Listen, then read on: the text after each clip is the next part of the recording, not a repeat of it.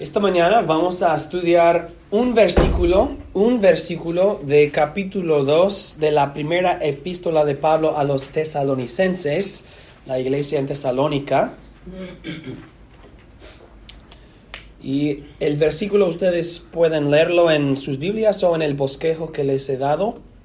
Y dice la palabra de Dios: por lo cual también nosotros, sin cesar, damos gracias a Dios, de que cuando recibisteis la palabra de Dios que oísteis de nosotros, la recibisteis no como palabra de hombres, sino según es en verdad la palabra de Dios, la cual actúa en vosotros los creyentes.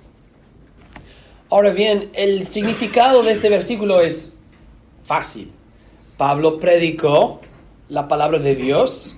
Los tesalonicenses recibieron la palabra de Pablo como la palabra de Dios y ellos aceptaron, obedecieron y creyeron esa palabra. Y en los versículos siguientes Pablo va a demostrar, Pablo va a decir: yo sé que ustedes recibieron la palabra de Dios como la palabra de Dios, porque ustedes estaban dispuestos a sufrir en el nombre del Señor, etc. Pero lo que nosotros vamos a hacer esta mañana es enfocarnos en la idea que Pablo menciona, en la doctrina que Pablo menciona, que la palabra de Dios anunciada o proclamada por los hombres es la palabra de Dios. Que la palabra de Dios, que la palabra que los hombres pronuncian y proclaman en el nombre del Señor es la palabra de Dios. Pero para desarrollar el tema, vamos a dividir nuestro bosquejo en preguntas. Vamos a usar preguntas para nuestros puntos. Y vamos a empezar con la primera pregunta, número 1. ¿Qué fue el contenido de la palabra de Dios predicada por Pablo? Pablo predica, los tesalonicenses escuchan y ellos dicen: eso es la palabra de Dios. ¿Qué predicó? ¿Qué predicó Pablo? ¿Qué fue el contenido de su predicación? Pues vemos varias cosas. Número 1, sabemos que Pablo anunció el Evangelio. El Evangelio. ¿Qué es el Evangelio?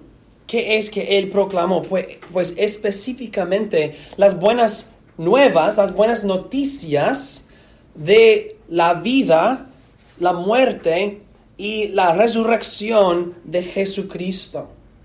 Que Pablo les proclamó. Había un hombre en su tiempo, hace 20 años, algo así. Había un hombre en Jerusalén, Jesús, un judío. Y él era el Mesías, y él vivió, y él murió, y él resucitó de los muertos, y él va a regresar, etc. Todo eso establece las buenas nuevas. Por medio de su muerte, por medio de su resurrección, hay perdón de pecados, hay vida eterna, hay justicia para nosotros en su nombre, en su sangre. Eso es el Evangelio que claro que Pablo y los otros apóstoles proclamaron. Y Pablo menciona muchas veces en esta epístola que él proclamó las buenas nuevas, el Evangelio, a los tesalonicenses. Entonces, los tesalonicenses oyeron esas buenas nuevas, el Evangelio, que Evangelio significa buenas nuevas, buenas noticias. Él proclamó esto y los tesalonicenses, ellos se dieron cuenta, esto es la palabra de Dios. Eso no es algo que este hombre Pablo ha inventado. Al contrario, Pablo viene con la palabra de Dios. Que Cristo vivió, murió, resucitó y todos los que confían en Él son salvos. Pero sabemos que también Pablo proclamó, enseñó, predicó la ley de Dios, los mandamientos de Dios para todos los hombres y para la iglesia en particular. Hemos visto en capítulo 2, Pablo dice que les había enseñado cómo andar como es digno de Dios. Cómo andar. Está hablando acerca de caminando. No, es una forma de vivir. Pablo les dio instrucciones para sus vidas. Hagan estas cosas, no hagan estas cosas. Y Pablo les predicó la ley de Dios, los mandamientos de Dios para todos los hombres en general y la iglesia en particular. Y los tesalonicenses reconocieron esos mandamientos no son las ideas y las opiniones de Pablo, esos son los mandamientos de Dios. Y por eso debemos obedecerlos. Si no son los mandamientos de Dios, pues ellos no se sentirían una obligación a obedecer esos mandamientos. ¿Qué predicó Pablo? Pues el Evangelio, también la ley. También número 3, la tercera cosa es que Pablo predicó y los otros apóstoles predicaron la tradición apostólica. La tradición apostólica. ¿Qué significa esto? ¿Por qué digo esto? Cuando digo la tradición apostólica, quiero decir dos cosas. De un lado, los apóstoles vinieron y ellos dijeron, nosotros estábamos con este hombre Jesús. No estamos simplemente anunciando que había un hombre cuyo nombre era Jesús, sino que estábamos con este hombre Jesús. Lo vimos. ¿Qué dice Juan en 1 de Juan? Lo palpamos. Nosotros lo vimos, lo escuchamos, nosotros lo abrazamos, dice Juan. Entonces la tradición apostólica es el testimonio de los apóstoles acerca de Jesús. Este es Jesús, Él hizo estas cosas y nosotros somos testigos de este hombre Jesús y su vida y su muerte y sobre todo su resurrección. Entonces la tradición apostólica es su testimonio de lo que ellos habían visto y experimentado estando con Jesús, y ellos escucharon su enseñanza durante su ministerio. Eso es la tradición apostólica. Pero también la tradición apostólica no es solamente su propio testimonio acerca de Jesús, sino también la tradición apostólica significa que ellos empezaron a explicar, los apóstoles empezaron a explicar todas las conexiones y los significados de lo que Jesús había hecho. Es decir, ellos dicen, Jesús vivió, murió, resucitó. Esos son hechos históricos, eventos históricos. Ellos también dicen, y estas cosas significan A, B, C, D, E, F, G, etc. Ellos empezaron a desarrollar un sistema de enseñanza, una tradición. Una tradición es un depósito de enseñanza, un depósito de instrucción. Y ellos, por medio de sus viajes, sus sermones y sus cartas, empezaron a desarrollar esta tradición apostólica, de un lado, con sus propios testimonios acerca de Jesús, y de otro lado, ellos interpretando los eventos en la vida de Jesucristo. Y reconociendo esto es importante porque los varios apóstoles usan diferentes palabras para describir las mismas cosas. La manera en que Juan escribe o habla es distinto de la manera en que Pablo escribe o habla, y es distinto de la manera en que Pedro o Santiago escriben o hablan, pero están describiendo las mismas cosas. Entonces la tradición apostólica es, tú me preguntas qué pasó en la vida de Jesús y qué significa, y te digo. Y tú le preguntas a fulano qué pasó en la vida de Jesús y qué significa, él también dice lo mismo. Y el Espíritu Santo inspiró esas escrituras para que todos los varios testimonios concuerdan y enseñan las mismas cosas, aunque usen diferentes palabras o expresiones. Entonces, ¿qué enseñaron los apóstoles? Las buenas nuevas de Jesús, el Evangelio, la ley, los mandamientos, también la tradición apostólica, el testimonio de los apóstoles y la interpretación de esos eventos. Y también los apóstoles anunciaron, número 4, predicaron la unidad del plan redentor de Dios. Porque cuando Jesús resucitó de los muertos y enseñó a los apóstoles y 40 días después ascendió al cielo, y luego los apóstoles empezaron a predicar la palabra en Jerusalén, la región alrededor, Samaria, y luego a los griegos en esta dispersión de la palabra de Dios. ¿Qué pasó? Una de las cosas que pasó es que los judíos, ellos dijeron, estos cristianos están mintiendo. La palabra de Dios no dice esto. Jesús no es el Mesías. Lo que Jesús hizo fue traicionarnos, etc. Los judíos, muchos de ellos rechazaron a Jesucristo y el mensaje de los apóstoles. Y los apóstoles querían enfatizar y enseñar que lo que había sucedido en la vida, la muerte y la resurrección de Jesucristo, que esto no fue un desvío en el plan de Dios. Esto siempre fue el único plan de Dios para toda la historia del mundo. Que Dios no había cambiado su plan. Al contrario, esto fue específicamente lo que Dios había prometido a Abraham y por medio de Moisés y David y los profetas. Entonces los apóstoles dedicaron tiempo y enseñanza a demostrar del Antiguo Testamento que lo que había sucedido en la vida de Jesús fue exactamente lo que Dios había planeado y prometido y proclamado, anunciado de antemano. Es decir, que proclamaron la unidad del plan redentor de Dios. En la mente de los judíos, Dios había prometido ese plan y lo que Jesús hizo fue ir en otra dirección o esa dirección. Dios había prometido esto, Jesús hizo esto o esto. Y los apóstoles están diciendo, no, lo que Dios había prometido, eso es exactamente, perfectamente lo que Jesús había hecho, que el Mesías debe sufrir y resucitarse 3 días después para su pueblo. Entonces vemos en esas 4 cosas la gran mayoría del contenido de la predicación y la enseñanza de los apóstoles.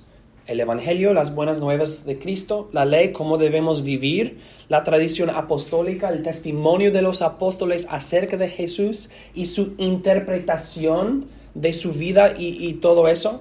Y también la unidad del plan redentor de Dios. Y número 4 es algo importante cuando nosotros hablamos con nuestros hermanos, y digo a propósito a hermanos, cuando hablamos con nuestros hermanos dispensacionalistas, número 4 es muy importante, la unidad del plan redentor de Dios, que lo que pasó fue exactamente lo que Dios había planeado. Y la iglesia no es algo diferente mientras Dios está esperando para los judíos para restaurar el reino a ellos. No, el reino de Jesucristo y la iglesia, esto es el plan de Dios y no es un desvío. Pero eso es otra cosa. Vamos a seguir en el sermón, en el bosquejo, a número 2. Hemos empezado con la idea que Pablo predicó algo y los tesalonicenses dijeron, esto es la palabra de Dios. ¿Qué predicó? Pues vemos que predicó el Evangelio, la ley, la tradición apostólica y la unidad del plan redentor de Dios. Número 2. Otra pregunta, ¿tenemos nosotros la misma palabra de Dios predicada por Pablo y los apóstoles? Porque podemos decir, qué bueno para ellos. Pablo les proclamó la palabra de Dios, qué bueno para ellos. Pero ¿tenemos nosotros la misma palabra de Dios? ¿Podemos nosotros confiar en y descansar en las mismas cosas y en la misma palabra de Dios? Y la respuesta es, gracias a Dios, sí. Nosotros tenemos la misma palabra de Dios que los apóstoles proclamaron en el primer siglo después de la muerte de Jesús. Y nosotros tenemos acceso a la palabra de Dios en tres formas. Número 1, tenemos la misma palabra de Dios en las Escrituras. Escrituras es una palabra que significa cosas escritas. En las cosas escritas, es decir, en las epístolas y los evangelios y los profetas y los salmos, en la palabra escrita, nosotros tenemos la palabra de Dios y la misma palabra que tenían los apóstoles y la iglesia en el primer siglo. Claro que ellos ya tenían el Antiguo Testamento. En el tiempo de los tesalonicenses, ellos, por lo menos, fue posible obtener el Antiguo Testamento. Ya había sido escrito. Esas escrituras ya existieron. Y ellos estaban empezando a colectar las cartas de los apóstoles. Pablo dice, quiero que ustedes lean en Colosenses, quiero que ustedes lean la carta de Laodicea y que ustedes envían su carta a la iglesia de Laodicea. Entonces ya tienen el Antiguo Testamento y las cartas de los apóstoles están empezando a divulgarse y colectarse en las iglesias. Nosotros tenemos las epístolas de los apóstoles y también los evangelios. No tenemos cada y toda epístola escrita por los apóstoles. Por ejemplo, la carta a la iglesia en Laodicea, no la tenemos. Pero tenemos en las muchas cartas que tenemos toda la enseñanza, todo lo que necesitamos para entender la tradición apostólica, la interpretación de la vida y la muerte de Jesús y cómo debemos vivir y cómo debemos organizar la iglesia. Tenemos en las Escrituras, en el Antiguo Testamento y el Nuevo Testamento, todo el contenido de lo que los apóstoles habían enseñado. Y la verdad es, en ciertos sentidos, tenemos más que las primeras iglesias que tenían una carta, dos cartas, algunas cartas. Nosotros tenemos muchas cartas, tenemos todo el Antiguo Testamento, tenemos la Biblia en un idioma. Ellos podían comprar el Antiguo Testamento en hebreo y había una versión en griego, pero ¿qué pasa si no lees aramaico o hebreo o griego? Pues fue difícil. Nosotros tenemos en español, en inglés, tenemos toda la Biblia en un idioma, todos los libros del Antiguo Testamento y del Nuevo Testamento. Nosotros tenemos suficientemente la palabra de Dios en las Escrituras.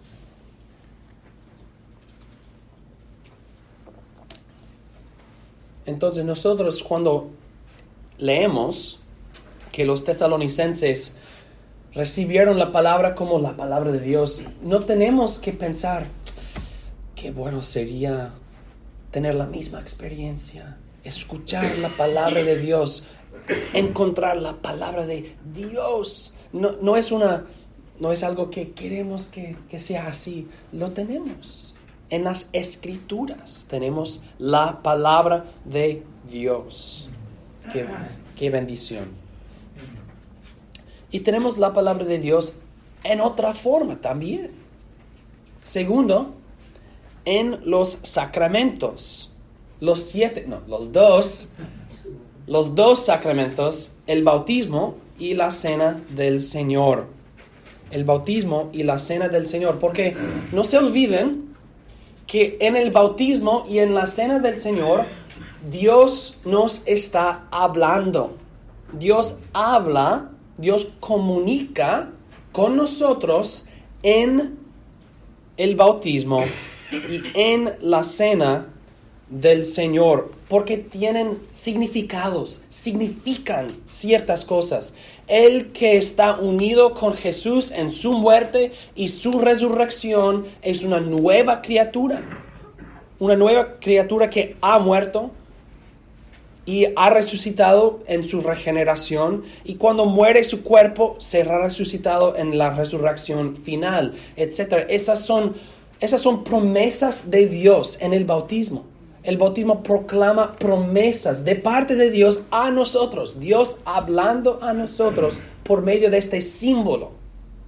Y también en la cena del Señor, este es mi cuerpo, este es mi sangre, para decirnos por qué son perdonados tus pecados, porque yo me sacrifiqué en la cruz. Jesucristo nos habla, comunica con nosotros por medio de la cena del Señor, y así Dios aumenta nuestra fe, así Dios da de comer a nosotros espiritualmente en el bautismo y la cena del Señor.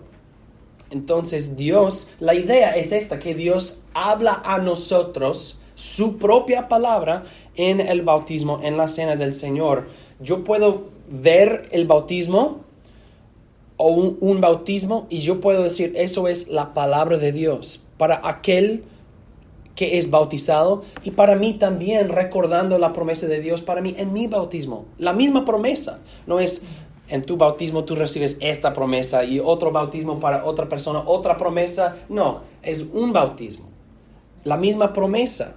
Así también en la cena del Señor, no es que cada persona tiene en su galletita un mensaje especial y secreto en la cena del Señor. Oh, ¿qué te dijo Dios? No, Dios dice a todos nosotros públicamente, tus pecados te son perdonados en mi sangre.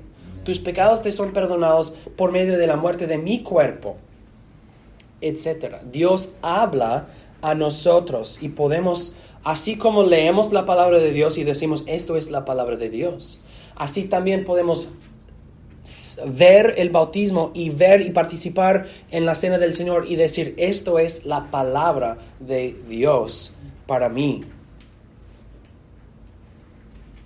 A veces pensamos en los sacramentos como algo que nosotros hacemos. Y claro que sí. Yo participo en el bautismo porque yo creo en aquella promesa. Si no creo en la promesa de unión con Jesús en su muerte y resurrección, ¿por qué quiero estar en el agua? No tiene significado. Entonces sí participo. Sí, yo creo. Sí es algo que yo hago. Pero solamente porque Dios me ha hablado primero. ¿Por qué tomo el pan? ¿Por qué como el pan y tomo el vino? Porque yo sé el significado, conozco el significado de aquellos elementos. Yo quiero comer este pan, yo quiero beber este vino por su significado. Si no tienen este significado, es solamente una cena. Y quiero más que esto para una cena. No lo hago para comer y para tomar, lo hago porque es la palabra de Dios para mí. Entonces no estoy diciendo que los sacramentos son Dios hablando a nosotros y no más, ni estamos diciendo que los sacramentos son cosas que nosotros hacemos no más. Dios habla a nosotros y nosotros respondemos con fe, con participación en el bautismo y en la cena del Señor. Pero el punto aquí es que Dios habla a nosotros por medio de los sacramentos. Es una palabra visible. Número 3. Nosotros tenemos la misma palabra de Dios predicada por Pablo y los apóstoles en la predicación de la palabra de Dios. En particular y exclusivamente en la predicación fiel de la palabra de Dios. Tenemos la palabra de Dios escrita. Tenemos la palabra de Dios hecho visible en los sacramentos. Y tenemos también la palabra de Dios proclamada o predicada. Y eso es lo que Pablo menciona en nuestro versículo. Pablo dice, yo vine y hablé con ustedes. Yo hablé y ustedes reconocieron en mis palabras la palabra de Dios. Es posible entonces para un hombre, para una persona, hablar, y la persona habla, pero el oyente dice, esto es la palabra de Dios. Esta es la palabra del Señor. Y por eso la predicación fiel de la palabra de Dios es la palabra de Dios. Las Escrituras tienen un autor, Dios. Y Dios inspiró a muchos autores para escribir los muchos libros de la Biblia. Pero al fin hay un autor, Dios mismo. Y esto significa que cuando decimos que hay un autor en las Escrituras, esto significa que podemos conectar esto en una parte de la palabra de Dios con esto en otra parte de la palabra de Dios, porque el autor, Dios, quien es la verdad y no puede mentir, esas cosas conectan. Y así empezamos a desarrollar un sistema de doctrina. Y quizás la palabra de Dios no usa esta palabra que voy a usar para conectar esas dos cosas, pero si provienen de la palabra de Dios y nosotros usamos una nueva palabra para expresar esa conexión, ¿estamos nosotros añadiendo a la palabra de Dios? ¿O estamos fielmente explicando, fielmente predicando la palabra de Dios? Por ejemplo, la Biblia dice que hay un Dios vivo y verdadero, y no hay otro. Pero también la palabra de Dios dice que el Padre es Dios, que el Hijo es Dios,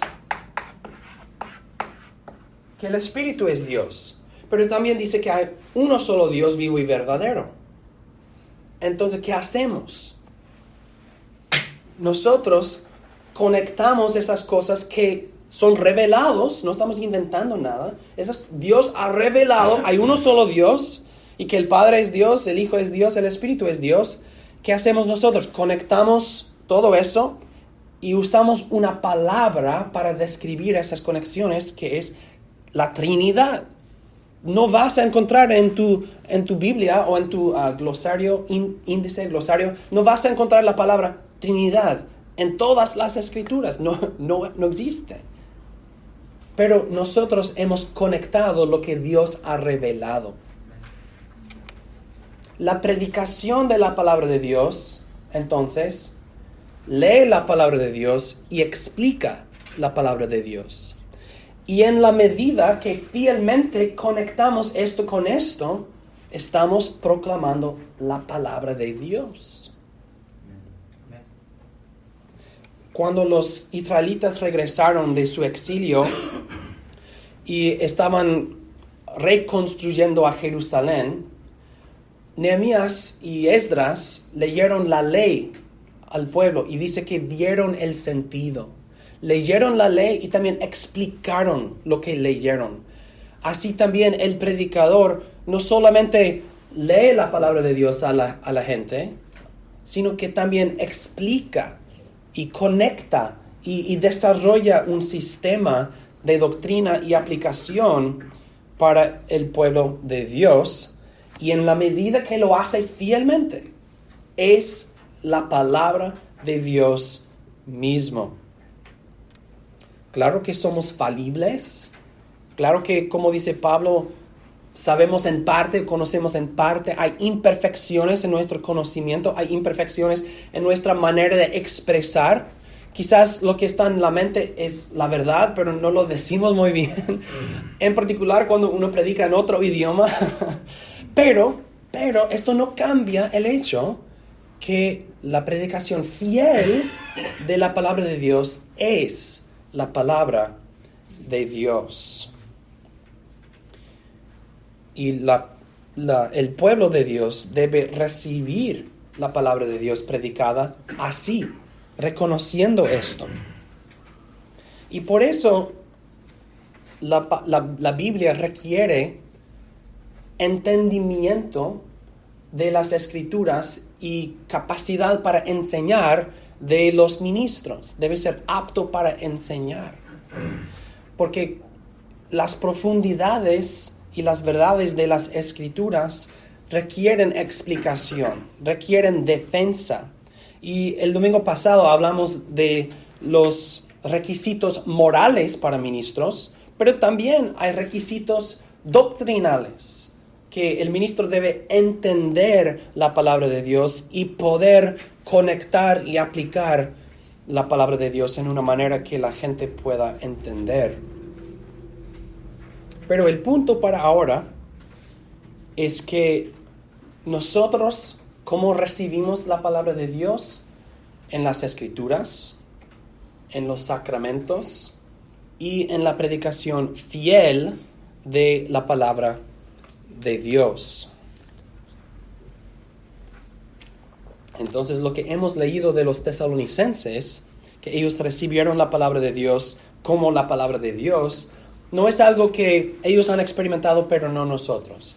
No, nosotros también, cuando leemos la palabra, cuando vemos la palabra en los sacramentos y cuando escuchamos la palabra, estamos recibiendo la palabra de Dios. Y no se olviden de que cuán importante es la palabra fiel en lo que he dicho.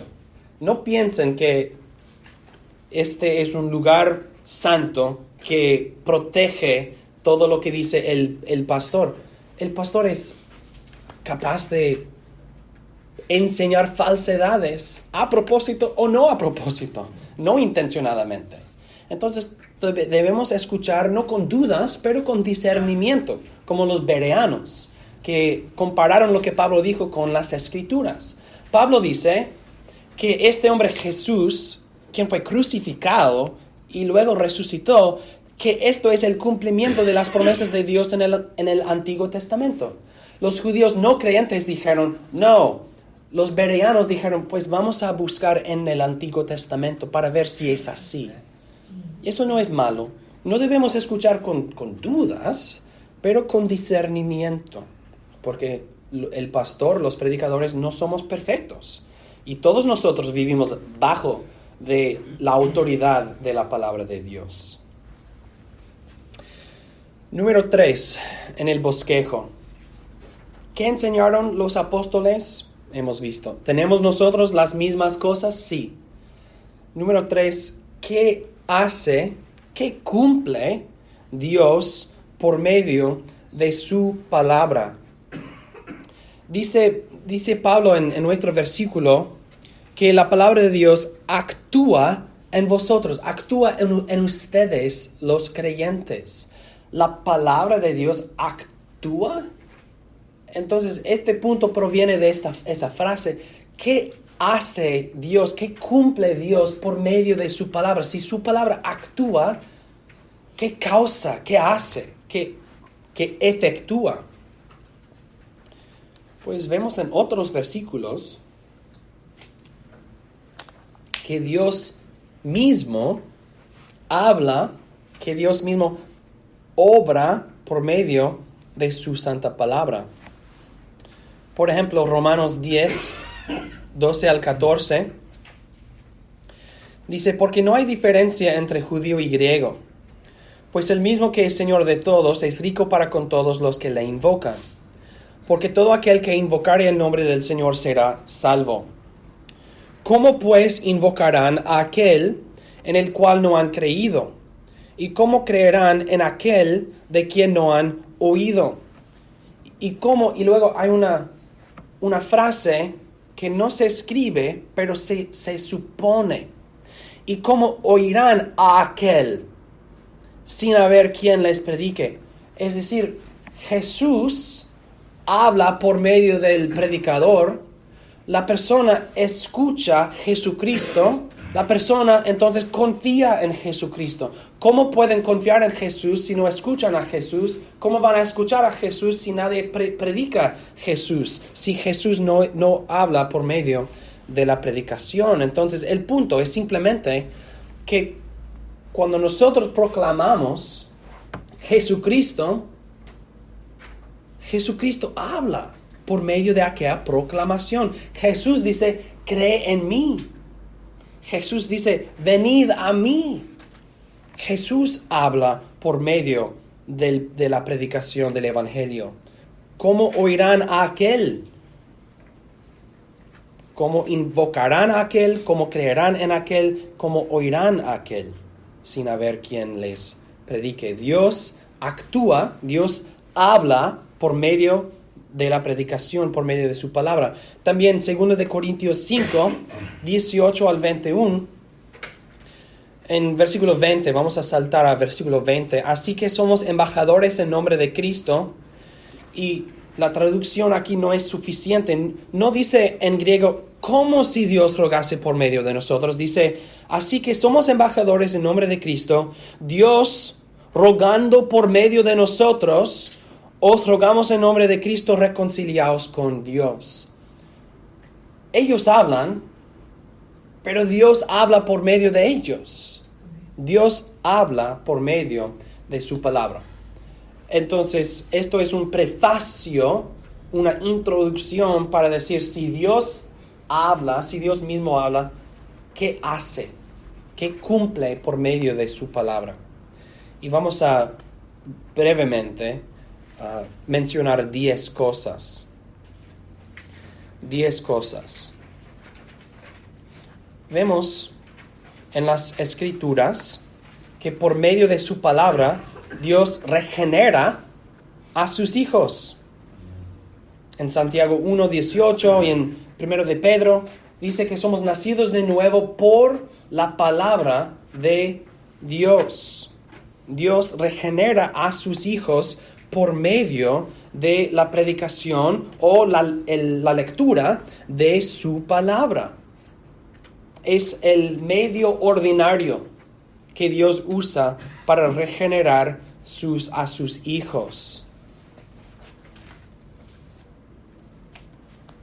También, segundo, por medio de su palabra, Dios provee, Dios revela el objeto de su fe, el objeto de la fe de sus hijos.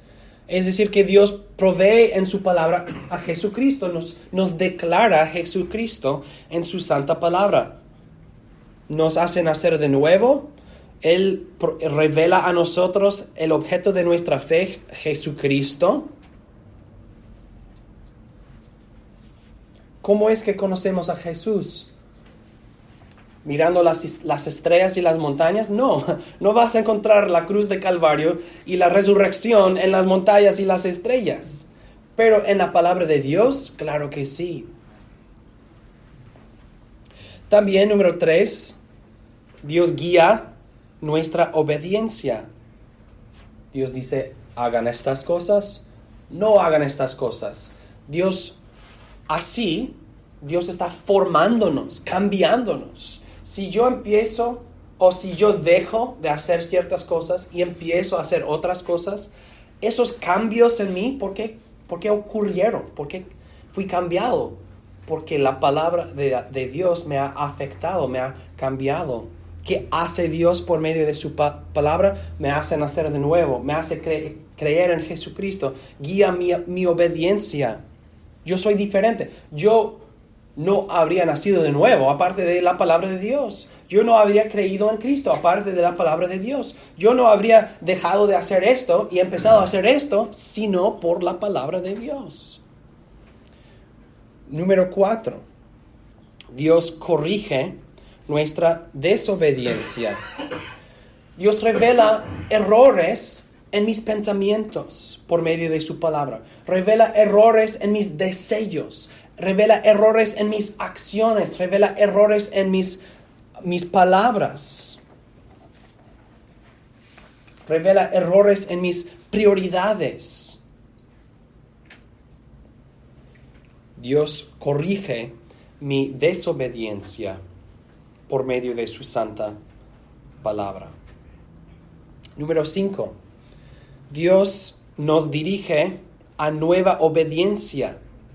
Por medio de su palabra, Dios nos dirige a nueva obediencia. Cuando nosotros desviamos de la senda del camino, Dios nos restaura. Dios nos dirige a nueva obediencia, provee un escape de la tentación. Dios no simplemente nos dice que hemos desviado, sino que nos guía, nos dirige en nuestro regreso por medio del arrepentimiento. Y la nueva obediencia es la consumación del arrepentimiento. ¿Qué es el arrepentimiento? Es que odiamos nuestro pecado, que nosotros somos sensibles del mal de nuestro pecado, que nosotros queremos así cultivar una nueva obediencia. Aparte de la palabra de Dios, nosotros viviríamos en pecado, no regresaríamos. Número 6. En su palabra, Dios nos promete nuestro perdón. Dice Pablo en Romanos 1 que todo el mundo, simplemente por la razón y por nuestros ojos viendo la creación, sabemos que existe Dios, que Dios es justo y que Dios es un juez. Pero como hemos dicho, no vas a encontrar en las estrellas y montañas el perdón. No lo vas a encontrar. Pero en la palabra de Dios, Dios nos promete el perdón de nuestros pecados.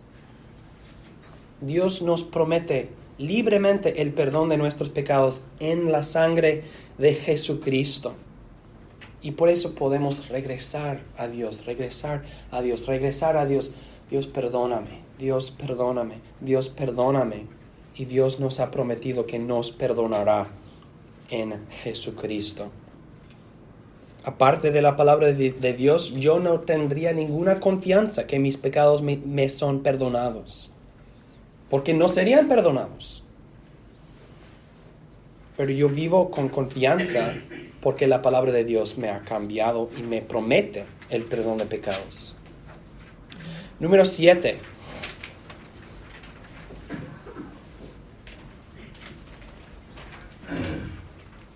¿Qué hace Dios por medio de su palabra? Dios declara a sus hijos su adopción.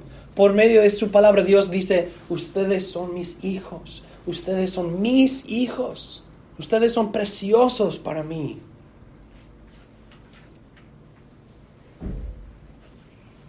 Dios nos recuerda que Él es nuestro Padre, que somos sus hijos. Y así nos anima. Necesitamos oír esto. Necesitamos esos recuerdos. Y Dios lo hace por medio de su palabra. Número 8. ¿Qué hace Dios? ¿Qué cumple Dios? Nos anima con nuestra futura herencia. Dios nos anima. Nos recuerda que nos ha prometido algo en el futuro. Una gloria venidera. Y primero de Tesalonicenses va a enfocar mucho en esto. ¿Qué es nuestro futuro? Pues la palabra de Dios nos enseña. Nos dice que será glorioso, sin pecado y para siempre. ¿Nosotros podríamos imaginar un futuro perfecto para animarnos a nosotros mismos? Pero nuestras imaginaciones son limitadas por nuestras experiencias, ¿verdad? Y Dios nos dice que la gloria venidera no ha entrado en la mente del hombre, ni en el corazón. Es decir, que es más allá, sobrepasa nuestras imaginaciones. Es mejor que podríamos comprender. Y Dios nos asegura con esto. Dios nos consola con esto. Número 9. Dios explica el propósito de nuestro sufrimiento. Dios no solamente dice, no se preocupen para ahora, porque hay un futuro glorioso. Dios también dice, y hasta entonces, y hasta aquel día, por eso ustedes van a experimentar esas aflicciones. Por eso ustedes van a sufrir en esas maneras. Dios explica el propósito de nuestro sufrimiento. No todos los propósitos, y no todos los detalles de todos los propósitos de nuestras aflicciones, pero nos dice que todas las cosas ayudan a bien y que nuestras pruebas de varios tipos nos santifican, etc. Vamos a hablar de eso en otros sermones. Estamos simplemente para ahora notando que Dios hace esto por medio de su palabra. Y número 10. Dios amenaza al incrédulo. Amenaza al incrédulo. Hemos dicho que por la razón, el incrédulo sabe que Dios es justo y que nosotros somos injustos, pero en la palabra de Dios, Dios declara específicamente cuál será su venganza contra el impío y qué pasará al no creyente, al que rechaza a Jesucristo. Dios amenaza al incrédulo. Dios cumple sus propósitos por medio de su palabra. Dice la palabra de Dios en Isaías 55, 10 al 11. Porque como desciende de los cielos la lluvia y la nieve, y no vuelve allá, sino que riega la tierra, y la hace germinar y producir, y da semilla al que siembra y pan al que come, así será mi palabra que sale de mi boca. No volverá a mí vacía, sino que hará lo que yo quiero, y será prosperada en aquello para que la envié. Dios cumple sus propósitos por medio de su palabra. Y esas 10 cosas son una porción de todo lo que Dios hace por medio de su palabra. Para concluir, hermanos, ¿cómo debemos nosotros responder a la palabra de Dios? Pues es de un lado fácil y obvio. Debemos creer las promesas de Dios. Debemos obedecer los mandamientos de Dios. Debemos amar a Dios y a nuestro prójimo. Los tesalonicenses recibieron la palabra de Pablo como actualmente es, como realmente es, la palabra de Dios. Y Pablo sabe esto, como ha estado diciendo en toda la epístola, porque ellos actuaron en ciertas maneras, respondieron, reaccionaron en ciertas maneras, creyeron, obedecieron, tenían esperanza. Ellos amaban a Dios y los unos a los otros. Pablo habla de su fe, su amor y su esperanza, sus obras, su trabajo, su labor, su perseverancia. Si yo les digo, este restaurante me encanta, es un buen restaurante, ustedes pueden tomar mi consejo, mi recomendación, pueden tomarlo y echarla en la basura. No importa.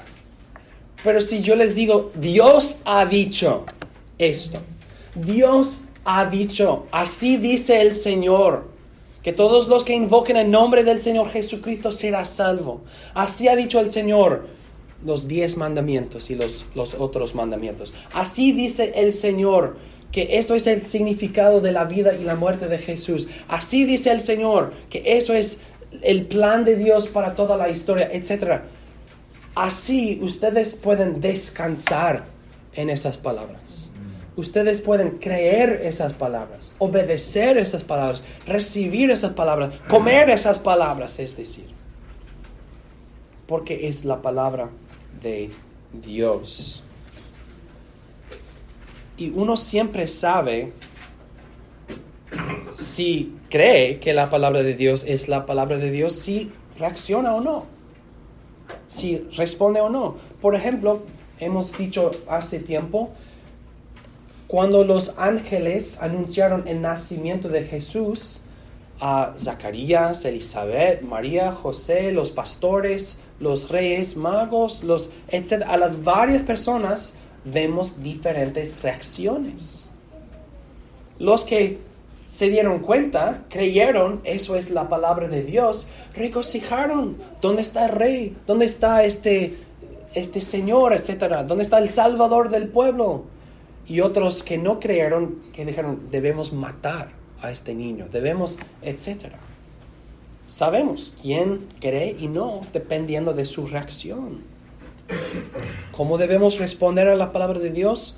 Creer las promesas, obedecer los mandamientos, y no solamente externamente, sino internamente amar a Dios y a nuestro prójimo. Pues que el Señor proteja la predicación de la palabra en esta iglesia, que el Señor me capacite a mí para predicar fielmente, que el Señor nos haga a todos nosotros dispuestos para recibir la palabra de Dios como la palabra de Dios, creyendo, obedeciendo y esperando en su santa palabra. Amén.